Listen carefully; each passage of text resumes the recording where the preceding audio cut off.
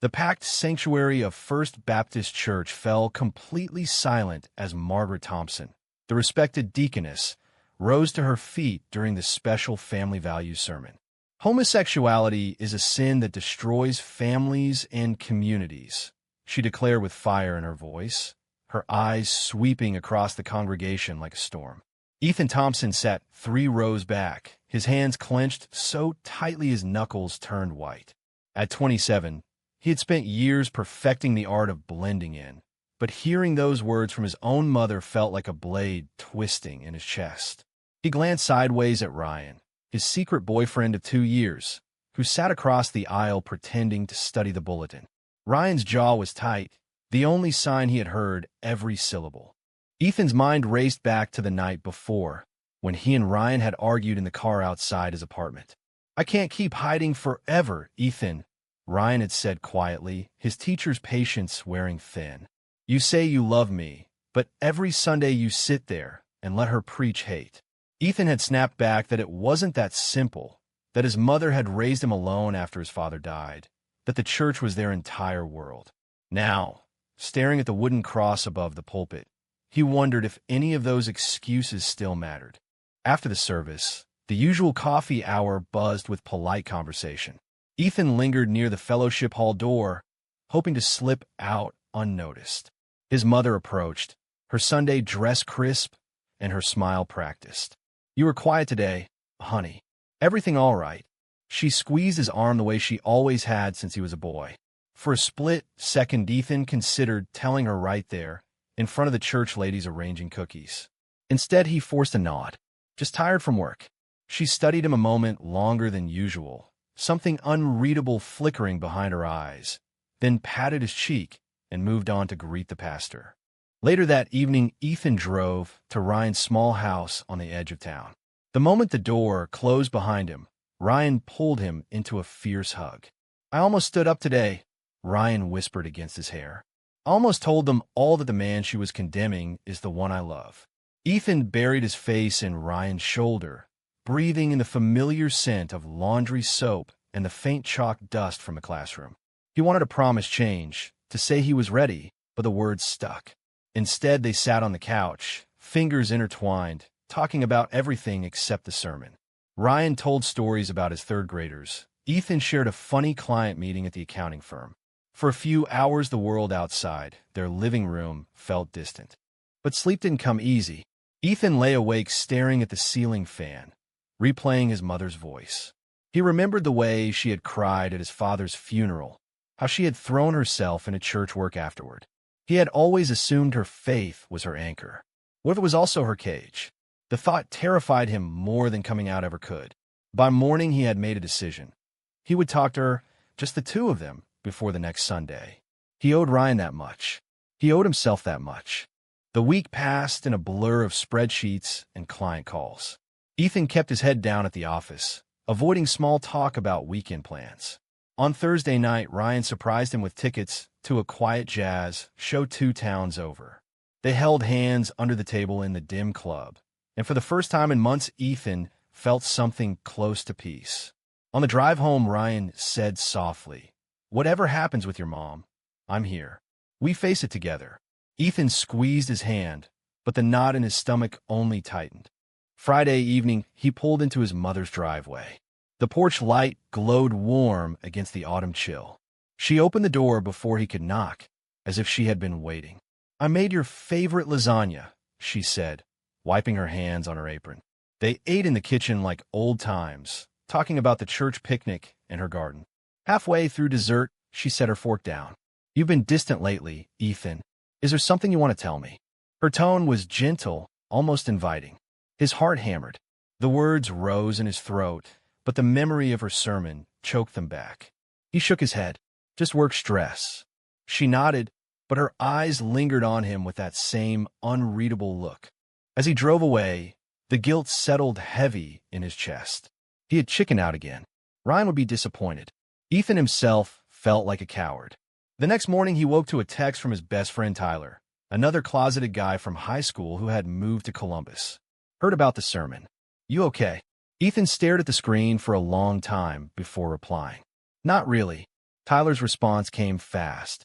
Come visit this weekend. We'll talk. Ethan booked the ticket before he could change his mind. Maybe distance would give him clarity. The bus ride to Columbus gave him hours to think. He watched the flat Ohio fields roll past and wondered how many other men like him sat in churches every Sunday, smiling while their hearts broke. By the time he reached Tyler's apartment, he was exhausted but determined. Tyler greeted him with a hug that felt like safety. Over pizza, they talked late into the night. Tyler shared his own struggles with coming out at work, the small victories and the lingering fear. Your mom loves you, Tyler said finally. But love without acceptance is just control. Ethan didn't sleep much that night either, but for the first time the weight felt shared. Sunday morning, he called Ryan. I'm going to tell her when I get back, he promised. Ryan's voice softened with relief. I love you. Be safe. The words carried Ethan through the rest of the weekend. On the bus ride home, he rehearsed the conversation 100 different ways. He would be calm. He would be honest. He would remind her that he was still the same son she had raised. He arrived home just after dark. The porch light was on again. Before he could unlock his apartment, Dora's phone rang. It was his mother. Ethan, can you come over? There's something I need to discuss with you. Her voice sounded different, strained.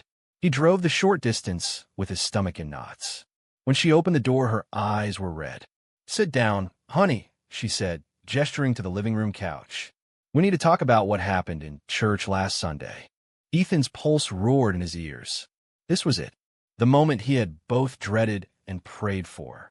He sat, hands folded tightly in his lap, and waited for her to speak.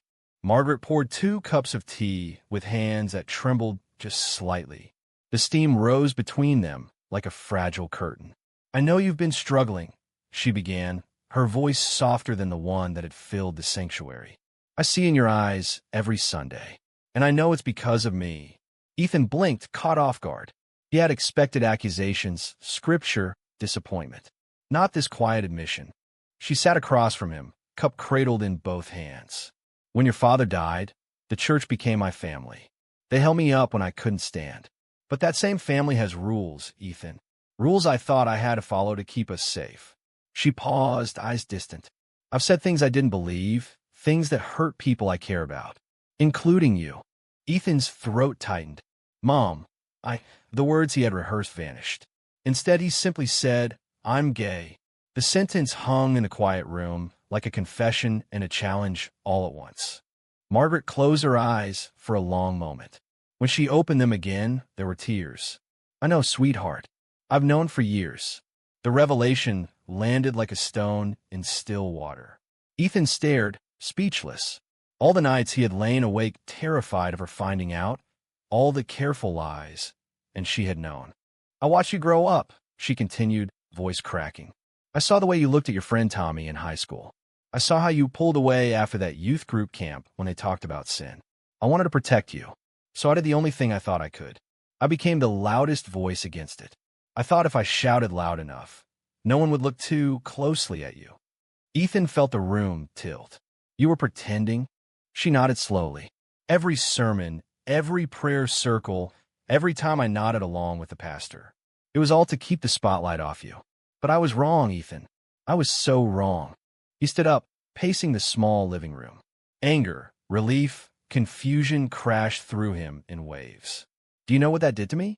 Every time you spoke, I felt like I was disappearing. Ryan and I fight about it constantly. He wanted to live openly. I've been too scared because of you. Margaret flinched but didn't look away. I know, and I'm sorry. I thought I was saving you from what happened to. She stopped, pressing her lips together. To who? Ethan pressed. She shook her head. Not tonight. There's more to tell, but not tonight. Just know that I love you. The real you. And I'm ready to stop pretending if you are. They talked until the tea went cold. Ethan told her about Ryan, about the jazz club, about the fear that had become his second skin. She listened without interrupting, only nodding and occasionally reaching for his hand. When he finally left at 2 in the morning, the autumn air felt sharper, cleaner. For the first time in years, he didn't feel like he was carrying a secret the size of the sky. Monday morning at the office, everything looked the same, yet nothing was. He texted Ryan during lunch. I told her. She already knew. She's sorry. Ryan's reply came with a string of heart emojis and a single line, "I'm proud of you. Dinner tonight?" Ethan smiled at his phone like a teenager. That evening they cooked pasta together in Ryan's kitchen, laughing over spilled sauce and old stories. Ryan listened as Ethan recounted the conversation, eyes shining.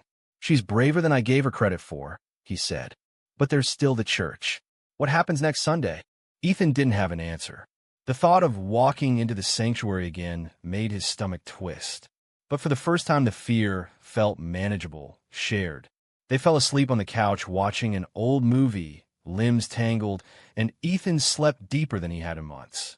Tuesday brought a surprise visit from Tyler, who had driven down from Columbus after Ethan's texts.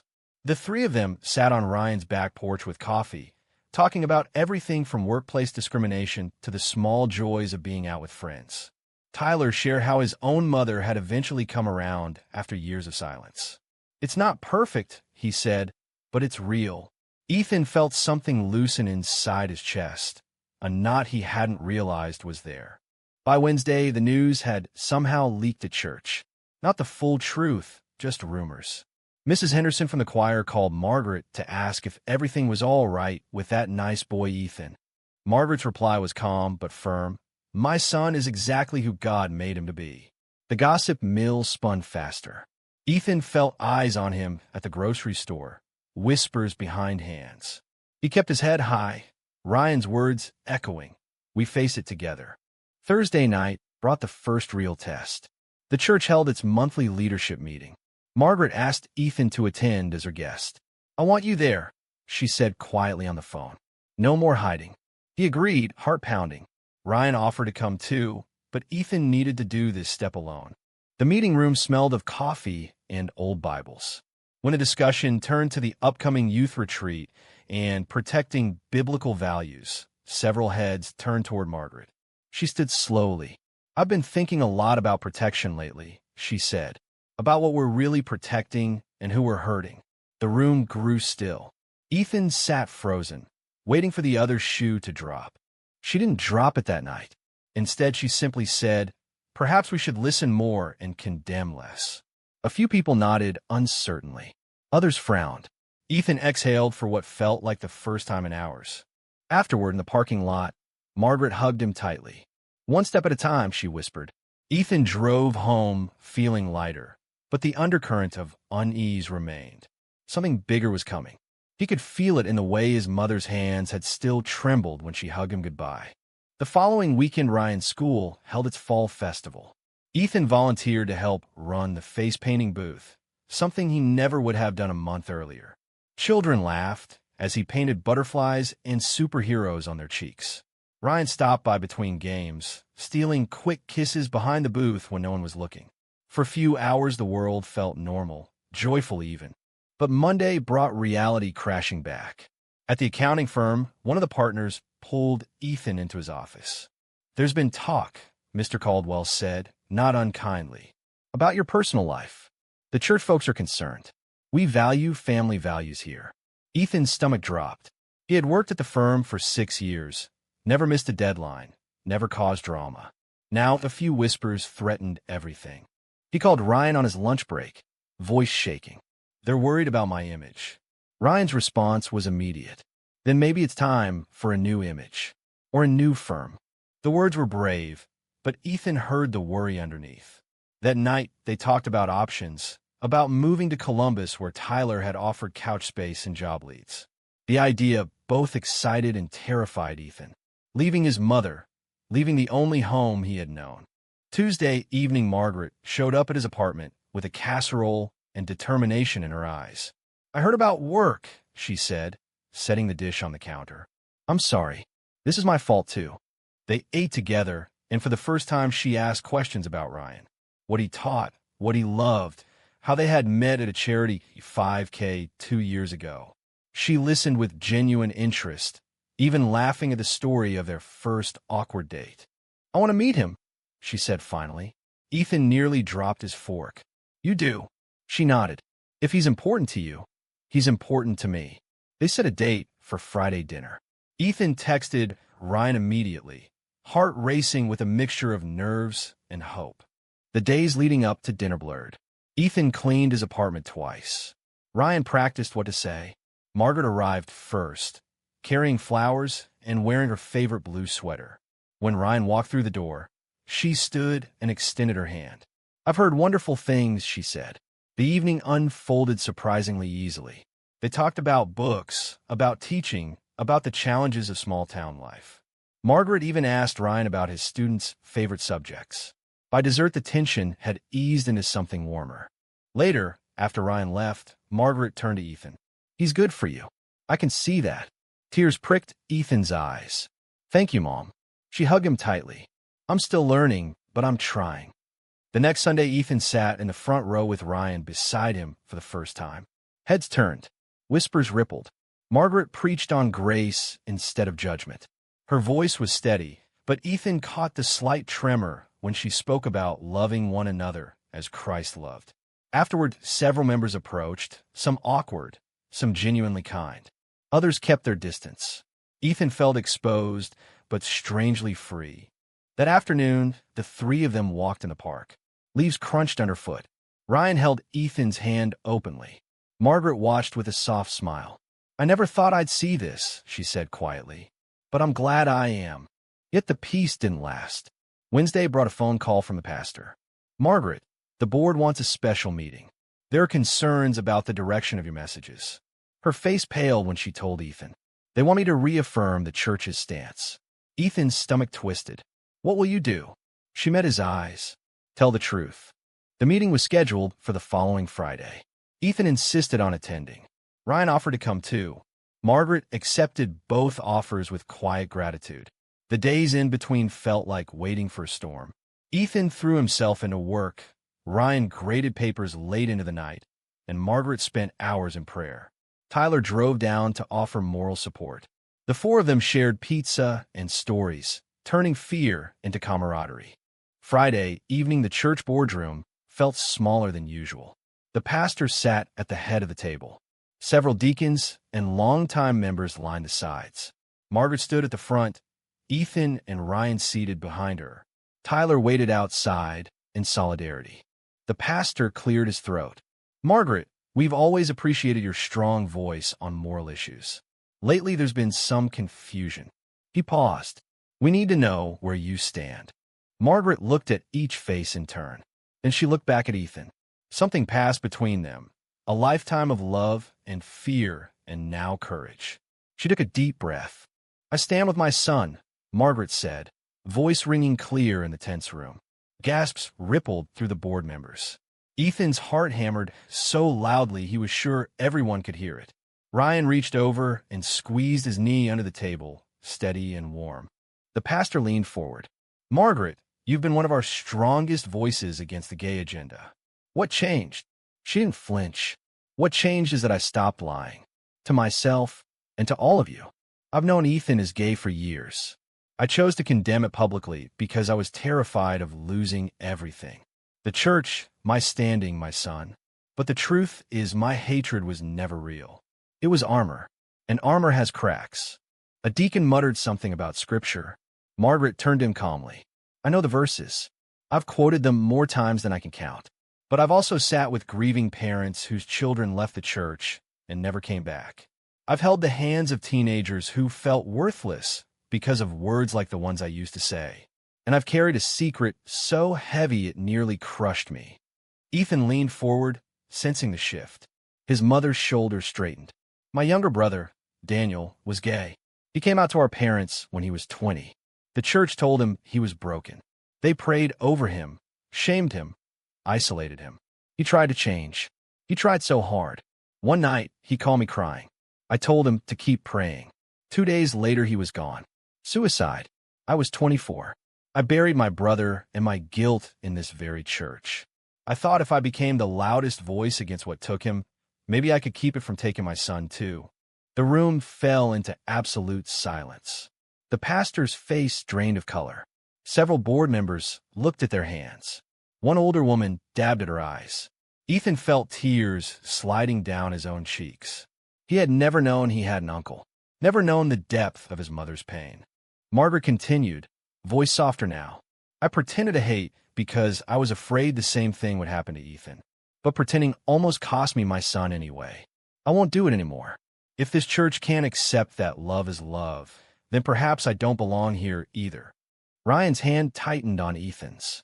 The pastor cleared his throat again, but no words came. For the first time in anyone's memory, the boardroom was completely speechless. Ethan stood slowly.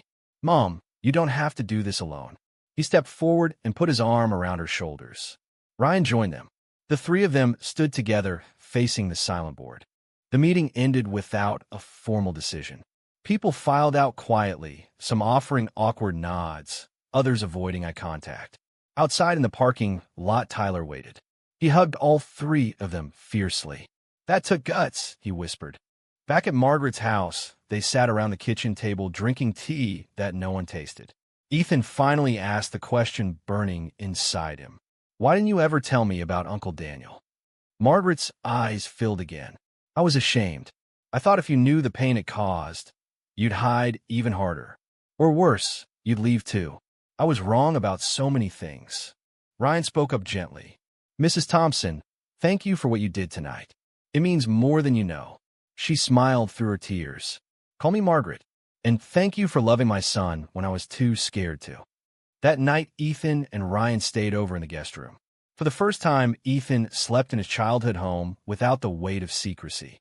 In the morning, Margaret made pancakes like she had when he was little.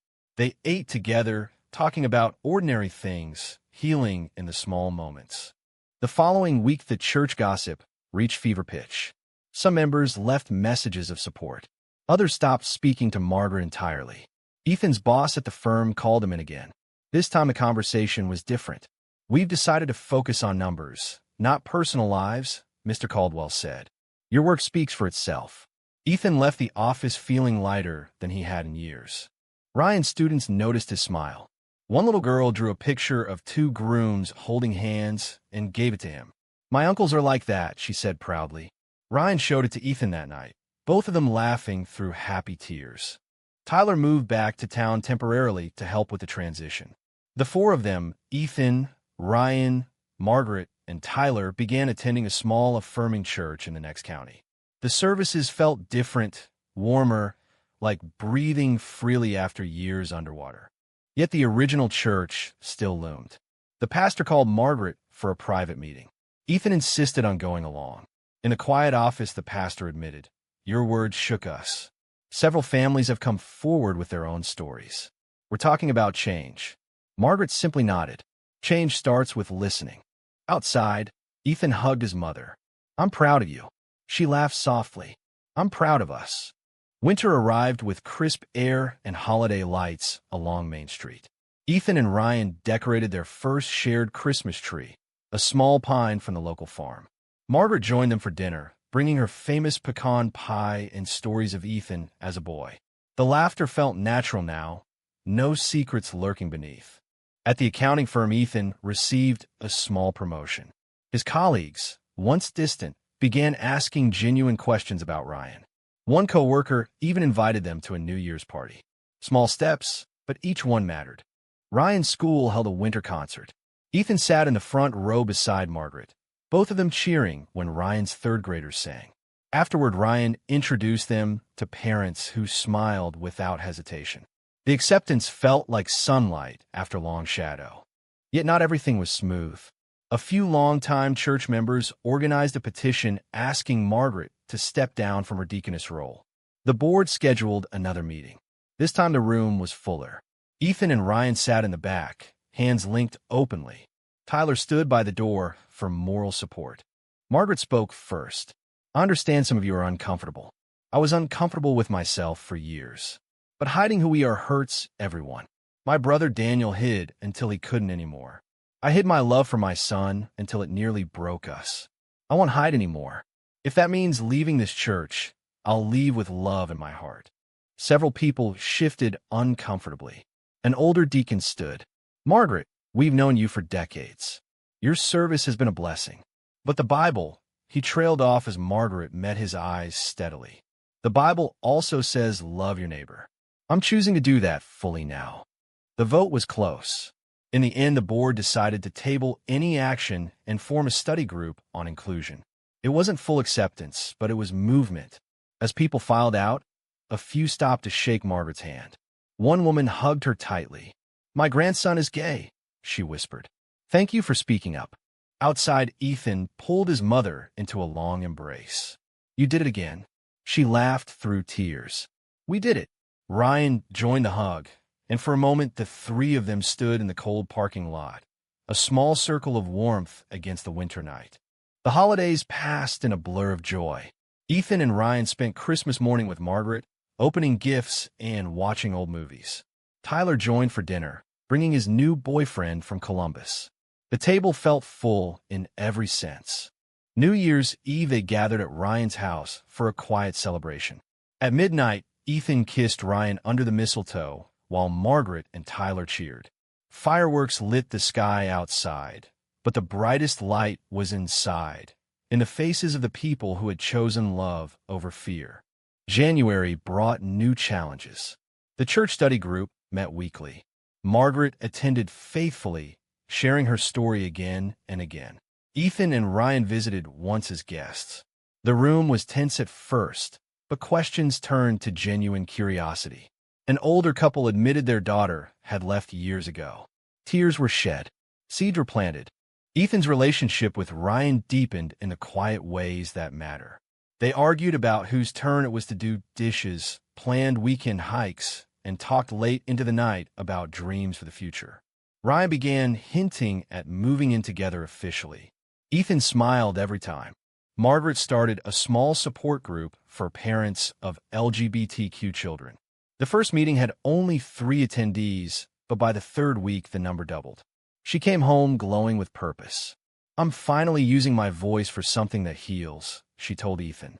One cold February evening, Ethan found his mother looking through old photo albums. Pictures of a young man who looked strikingly like Ethan smiled back. "Daniel," she said softly, "he would have loved you." Ethan sat beside her and listened as she shared memories she had buried for decades. The pain was still there, but so was healing. That night, Ethan wrote a long letter to his uncle, a letter he would never send but needed to write. He thanked him for the courage that had unknowingly paved the way. He promised to live openly, to love fiercely. When he finished, he felt lighter, as if a generational weight had shifted. Spring arrived with daffodils and new beginnings. The church announced its first pride flag for the sanctuary window, small but visible.